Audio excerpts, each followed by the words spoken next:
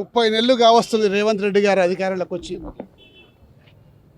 రాష్ట్రంలో ఒకరి ఉద్యోగం పొడగొడితే 2 లక్షల ఉద్యోగాలు మీకు ఇస్తా అని చెప్పేసి ఆ రోజు నిరుద్యోగ యువకులందరినీ కూడా రెచ్చగొట్టి లేనిపోని ఆశలు వాళ్ళకి కల్పించి మరి రాహుల్ గాంధీ గారిని సెంట్రల్ లైబ్రరీ తీసుకొచ్చి మరి ప్రియాంక గాంధీ గారిని తీసుకొచ్చి సరూర్నగర్లో యూత్ డిక్లరేషన్ పెట్టించేసి మరి నిరుద్యోగ బుద్ధి ఇస్తా అని చెప్పిండి అనేక రకాల వాగ్దానాలు చేసి ఇలా నిజంగా నిరుద్యోగులను న్యాయవంచన చేసిన ఘనత రాహుల్ గాంధీది మరి రేవంత్ రెడ్డిది అని చెప్పి ఈ సందర్భంగా మనం చేసుకుంటా ఉన్నాం. ఎక్కడ పోయినాయి మీ వాగ్దానాలు? ఏం చేస్తున్నారు ఈ మంత్రులందరూ కూడా? 30 నెలలు కావాల్సి వస్తుంది.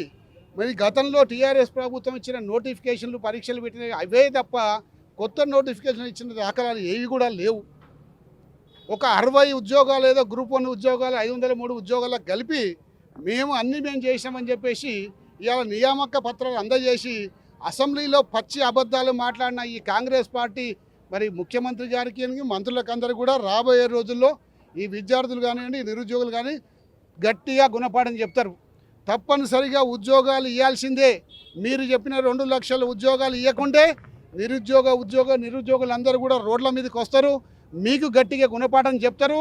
మీరు వాడిన భాషలు ఏదైతే ఉన్నదో మరి నిరుద్యోగులందరూ కూడా మిమ్మల్ని వంగబెట్టి గుద్దుతారా, పండబెట్టి తొక్కుతారా, మీ లాగులలో తొడలు వదిలిపెడతారా, పేగులు మెడలేసుకుంటారా అనే సంగతి రాబోయే రోజుల్లో వీళ్ళే అందరూ కూడా మీకు చెప్తారు, చేసి చూపెడతారు. కాబట్టి నిరుద్యోగ యువకులను ఇప్పటికైనా మోసం చేయకుండా తొందరగా జాబ్ క్యాలెండర్ని రిలీజ్ చేసి ఉద్యోగ నోటిఫికేషన్లు జారీ చేయాలని చెప్పేసి కోరుతూ బీఆర్ఎస్ పార్టీ సంపూర్ణంగా ఈ నిరుద్యోగులకు మద్దతు ఉంటుంది. ఎక్కడ దానికైనా సరే ఉద్యమం చేస్తాము. మేమందరం కూడా కార్యకర్తలందరం కూడా మీకు అందరం కూడా అందుబాటులో ఉంటామని చెప్పేసి కూడా ఈ సందర్భంగా మనవి చేసుకుంటూ తొందరలో ఉద్యమ కార్యాచరణ మొదలు పెడతాము. నిరుద్యోగులకు జరిగిన మోసాన్ని మళ్ళీ ఇతర వేరే వాళ్ళకి జరగకుండా తగు చర్యలు తీసుకుంటామని కూడా ఈ సందర్భంగా మనవి చేసుకుంటాం.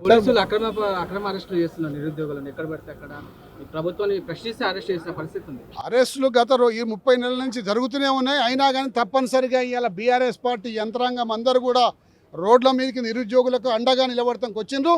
అరెస్టులు అయినా ఏమైనా సరే తట్టుకొని నిలబడతాం. వీళ్ళకు కోరికలు సాధించేదాకా మేము వాళ్ళకి అండగా ఉంటామని ఈ సందర్భంగా భయభ్రాంతులకు గురి చేస్తే ఎక్కడ పోరు? ఈ పోలీసు వాళ్ళు అందరూ కూడా ఇక్కడనే ఉన్నారు.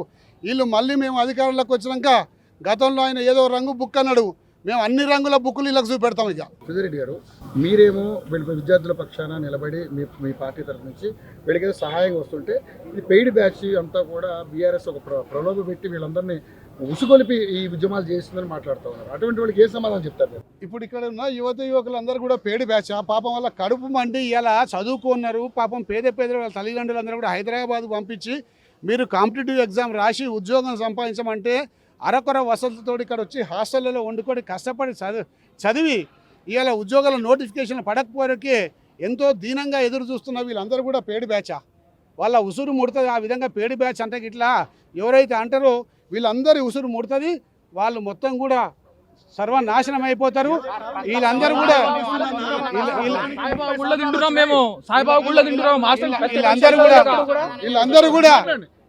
వీళ్ళందరూ కూడా కష్టపడి ఇలా చదువుకుంటున్నారు. ఒక్కొక్క రోజు భోజనం లేకపోతే అక్కడ గుళ్ళల్లో ఇక్కడ గుళ్ళల్లో నిజం కూడా కష్టపడి అక్కడ చదివి తినుకుంటా ఇవాళ ఎప్పుడు వస్తుందా నోటిఫికేషన్, ఎప్పుడు మేము చదివి పాస్ అవుతామా అని చెప్పేసి 1000 కళ్ళతో చూస్తే పేడ్ బ్యాచ్ అని ఆయన అంటే నోరు ఎట్లా వస్తుందని చెప్పేసి దీన్ని నిజంగా కూడా చాలా దుర్మార్గమైన మాట.